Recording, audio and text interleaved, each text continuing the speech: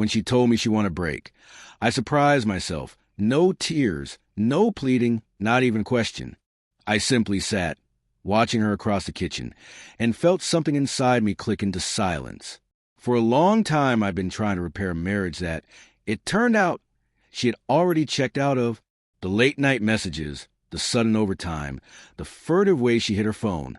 I convinced myself I was overreacting, but there she was, arms folded, a practiced calm masking whatever had already shifted. "We need some space to figure things out," she said. Space. The polite word people use when a decision's already been made. I could have demanded answers, insisted on honesty, but instead I smiled and said, "If that's what you need," in that small surrender. I knew exactly what I would do next. You don't notice how free you can feel until you stop caring what someone thinks of you. Her sister, Emily, always been kind in a way that felt genuine, warmer, softer, the sort of person whose laughter reached her eyes. At family dinners, she'd ask about me in a way that wasn't mere courtesy. She seemed to actually want to know how I was doing. I'd noticed, too, the looks she sometimes shot her sister. Small expressions of disapproval when my wife pushed me away. 2 days after the break, Emily texted, "I heard. Are you okay?" We ended up talking for hours. She confessed she'd never understood how her sister treated me, and that she thought I deserved better. By the end of that long conversation, I'd made a choice. A week later, I messaged her. I need to get away for a bit to clear my head. "Want to come?" After a pause, she asked, "Where?" I replied, "Somewhere warm and beautiful. Somewhere private." 10 days after my wife's quiet verdict, I found myself on a plane, headed for a beach with Emily sitting beside me. From the instant we arrived, I felt lighter, like a weight had been taken off my chest.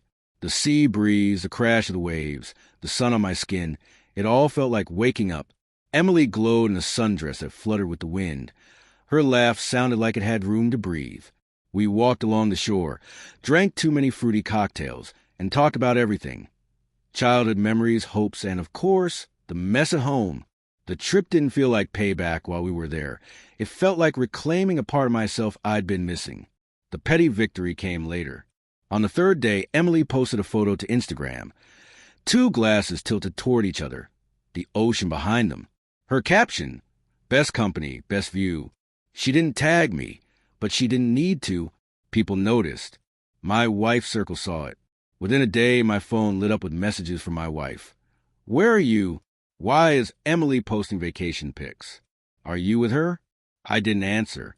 Instead, I took a selfie, me and Emily grinning, sunglasses on, ocean in the background, and sent to my wife with 2 words, "Taking space." When we returned home, she waited in the driveway, face flushed and voice trembling. "You took my sister on vacation. Are you insane?" I stepped out calmly. "You said we should take a break." I said, meeting her glare. She exploded, accusing me of betrayal, of crossing an unspoken line. But she'd already crossed the only line that mattered when she decided she wasn't invested anymore. Emily climbed out of the car beside me without hiding. She didn't look guilty. She stood up for me. "You've treated him terribly for years. You don't get to play the victim now." My wife's mouth fell open. There was nothing biting to throw back. The fallout was vicious. Her family splintered. Some blamed her. Others blamed me for getting involved with a sister. I didn't care. For the first time in a long time, I wasn't walking on eggshells. I wasn't waiting for the next cruel remark or secreted text. I wasn't begging for scraps of warmth from someone whose heart had been handed elsewhere. Emily and I didn't rush into a label. We let things develop slowly, enjoy each other's company without secretiveness or manipulation. The more time we spent together, the more I saw how much of myself I'd given away trying to keep my marriage afloat. Looking back to that kitchen table, her composed voice and flat stare, I wish I could tell my younger self one thing. Don't waste loyalty on someone who's already betrayed it. People talk about revenge as though it's a thrill. For me, it wasn't just about getting even. It was about taking my life back. And truthfully, it felt incredible.